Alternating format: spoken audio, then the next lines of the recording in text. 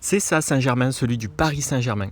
Commençons notre voyage par le château. Résidence favorite des rois de France avant Versailles, il a vu naître Henri II, Charles IX et Louis XIV, tandis que Louis XIII y rendit son dernier souffle.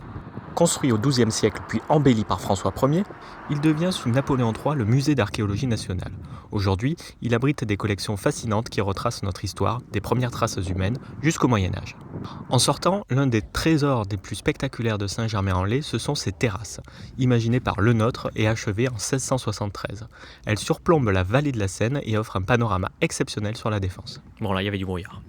C'est un lieu de promenade prisé, où l'histoire et la nature se rencontrent dans une harmonie parfaite.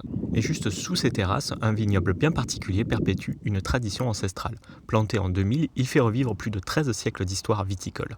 Chaque année, son pinot noir donne naissance à près de 800 bouteilles, célébrées lors de vendanges festives et pédagogiques. Avec ses rues piétonnes animées, y flâner est agréable, surtout les jours de marché comme le dimanche. Pour finir le voyage sur une note d'art, on peut voir l'ancien prieuré consacré aujourd'hui au peintre Nabi. Il est superbe ce selfie.